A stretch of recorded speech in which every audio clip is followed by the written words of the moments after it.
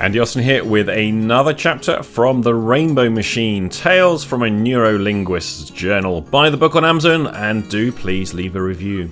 Now this chapter is only a page, less than a page, but not even a chapter, and this is entitled The Long Stand. This is basically a bunch of anecdotes of practical jokes that were played in the department store that I worked in as a teenager. Now I've got to just confess something here. I didn't work in a department store as a teenager. I worked in B&Q and Halfords, but we changed that in the editing to department store because we figured that anyone outside of the UK wouldn't know what Halfords or B&Q were. So we said department store is a nice generic thing. Now, there's a lot of practical jokes that get played in workplaces like that, and essentially the chapter is just about some of those little practical jokes. And then I carried that forward into adulthood, into the hospital that I used to work in, and I used to get myself in a bit of trouble for that. Now, why did I include this chapter, this page, this set of anecdotes? I wanted to try and convey something, and I don't know whether I managed to do it very well or not, indirectly. And this was a thing about hypnosis and stage hypnosis and hypnotherapy, and including the therapeutic work that I used to do. There's something that happens with hypnosis and hypnotherapy that's always bothered me, and I've never really reconciled it myself in terms of what am I seeing, what's really happening here. So much of what passes as stage hypnosis is just performance art, very clever, very convincing, where what we have is compliance. A person is on a stage in front of an audience and they're a compliant individual, and they do as they're told. They're not necessarily hypnotized or in an alternate state, and yet a lot of the time they are hypnotized and in an alternate state, and they're doing the suggestions because they're hypnotized in a different state of consciousness. And then some people are just playing along because the social conformity, they don't want to embarrass themselves or the hypnotist, and there's this group peer pressure. I don't know what's going on here.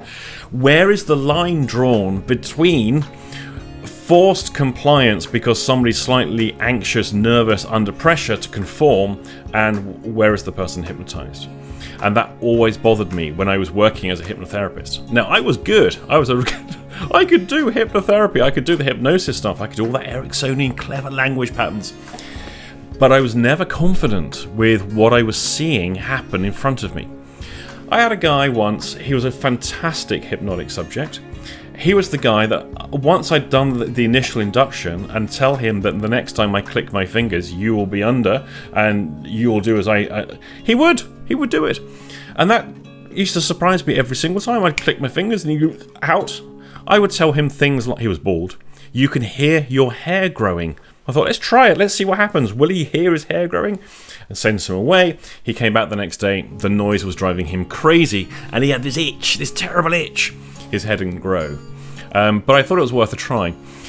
When I saw phenomena like that, I could tell people my voice would come out of my elbow. That kind of stuff. I could make myself disappear, and then I could hold up a coffee mug and they would freak out. What is going on here? What really is happening? Is there role play, social compliance? And how would I know the difference as to what's what? What I do know, and this was something Paul McKenna once said at a training of his that I was at, the greatest hypnotic suggestion in the world is the word hypnosis stage show across the front of the stage, which tells everyone what to do. And if no one knows you're a hypnotist, then you can try these things and it may or may not work. The presupposition, the expectations, and the selection criteria by which the people are there does a lot of the work for you. And it was the same when I was advertising myself as a hypnotherapist. People are coming along with a set of expectations as to what will happen and how they will perform themselves as a paying client. So I always struggled with where does social compliance end and where does actual hypnosis begin? And in fact, is there even a difference between the two? And I've read various papers, academic papers over the years. Some will say hypnosis is a real alternate state, and some will say no, all hypnosis is just social compliance. And when we look at what they're reviewing, they're looking at the same material, but I think they're looking at the same phenomena from two different perspectives. And actually, there's a spectrum, and there's probably overlap. I don't know which is which. So comment section, do please help me out here. What do you think? Now, is this an age-old debate? Is there even such a thing as hypnosis, or is everything just a game? Is it just a social construct? I remember reading a book, I don't remember what it was called. It was by Robert Markham, or his wife, Ursula Markham. They did a stage act, Romark was there, they toured around. And in one of the chapters of the book, they talk about being in South Africa. And they were in one of the townships in front of a very large audience of very pleasantly smiling people who were all waiting for a show to happen. They'd never seen a hypnosis show. They had just told, there's this guy in town, he's from overseas, let's go and see Romark. And Romark was on the stage trying to hypnotize people, getting them to do the thing that they were going to do, and it didn't work. The show essentially failed because no one knew how to do what they're supposed to do. And so there was a level of instruction that would go in to the audience to educate the audience into what to do, and next thing you know, we've got a show going on in the townships. I was fascinated by that because it's okay. So again, is this social compliance? Is this an educational process by which people know what they're supposed to do so they do it? Now, as a therapist, as a hypnotherapist, this bothered me immensely because now am I just turning my client into a performing seal to run the act? Okay, it's a very limited audience, but to run the act of hypnotherapy, where I get to do all my clever linguistic wizardry. They get to do all their, oh, I'm deeply relaxed. Oh, I feel so refreshed now. Thank you so much. They say all the things that the hypnotherapy client would say, including, I didn't really feel like I was hypnotized. I could have opened my eyes at any time if I wanted to. That kind of stuff, the stuff that is fairly stereotypical to anyone working as a hypnotherapist. Are they just playing along, saying all the right things they're supposed to say? And am I just doing all the things I'm supposed to say? Is anything meaningful happening? Is anything actually changing for people? Are they making internal subconscious changes? Or are we just going through a ritual that allows people to make the changes themselves independent of the ritual that we do? Now, I'm thinking here in terms of the classic placebo response. For a lot of people, so I'm thinking here in terms of the classic placebo response. So for a lot of people, they need an excuse to change. Now, placebo is said, well, when we believe in the placebo, then we're more likely to have a healing response. And it's all about belief. But actually, a lot of research has demonstrated that's not necessarily the case. Even when people know it's the placebo, they can still change. So I wondered, are we actually just doing something that does nothing more than give a person permission to make a change? For example, I don't need to smoke anymore because I've been hypnotized and told I don't smoke anymore. The hypnosis was rubbish, but now I can say to people I don't smoke anymore because I was hypnotized.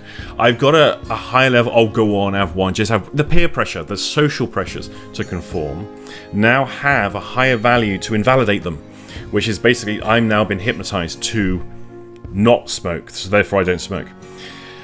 I wonder how much of what we're doing therapeutically is just setting in place a permission set by which the person can change their mind about whatever it is they're doing, and everything else is just a ritual. And in which case, do we not just need to build an authority position and say to people, right, I give you permission to change your behavior? And I do wonder how much of that would actually work, because I think it would for a lot of people. And then in which case, I then have to look at some of these very ineffectual therapists who are basically as entertaining as a wet lettuce in terms of their delivery of self. They're pretty professional, I think, and they're trying to be quite simpering and nice, and they've got a few weaknesses in their own, they've got a few vulnerabilities themselves. And I wonder if the reason why they may not be so effective, despite doing everything correctly, is because they don't carry an authority that gives the client permission to change. And so here now we have a number of things. We've got a placebo response, we've got the authority and the desire for people to change, and they have the authority to change now.